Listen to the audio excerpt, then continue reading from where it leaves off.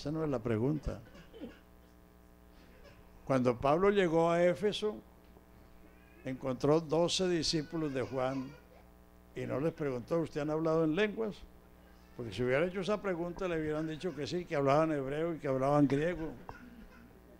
Pero la pregunta fue, ¿recibiste el Espíritu Santo cuando creíste?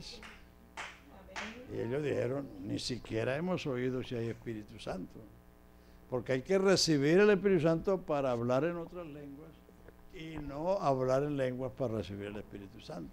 Las lenguas no son el Espíritu Santo.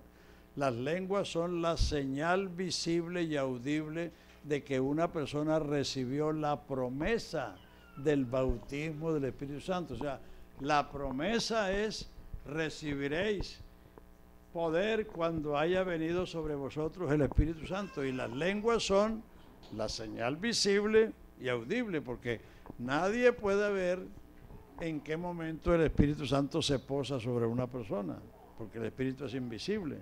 Entonces, por eso hay una señal visible y audible. Entonces, esos predicadores que están preguntando, ¿usted habló en lenguas? Están desubicados. Porque esa no es la pregunta. La pregunta es, ¿usted ha recibido el Espíritu Santo cuando creyó?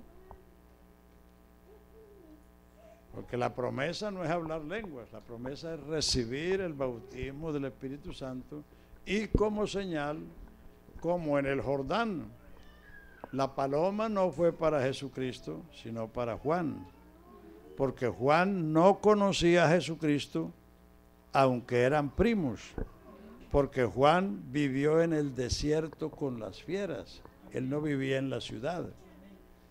Entonces vino palabra de Dios a Juan en el desierto, y Juan salió por las riberas del Jordán predicando el evangelio del reino y el arrepentimiento.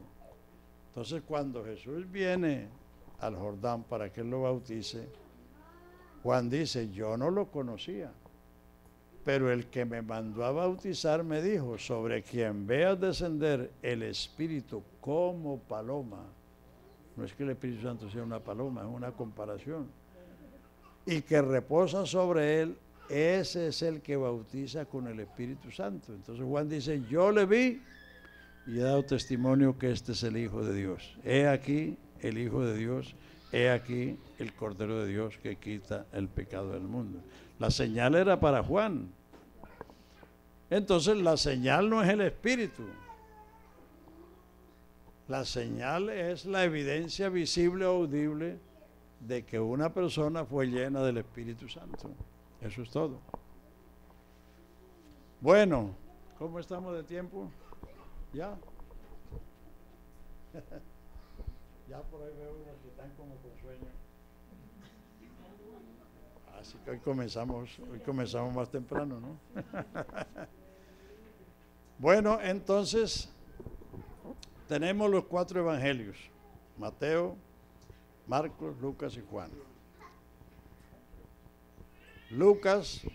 Mateo presenta a Jesús como el Rey de Israel, Marcos como el siervo de Jehová, Lucas como el varón perfecto y Juan como el Creador, el Hijo de Dios, el Verbo hecho carne. Todo eso equivale a Dios manifestado en carne. Mañana entonces hablaremos del Hijo en los Hechos y en las Epístolas, que hay una diferencia muy grande, porque todo esto fue en los días de su carne, los 33 años de su vida que él anduvo entre los hombres. Bueno, y si tienen preguntas, entonces escríbanlas para mañana, y si quieren un poco más de enseñanza hay que acortar la primera parte. Bueno, creo que debemos darle gracias al Señor por la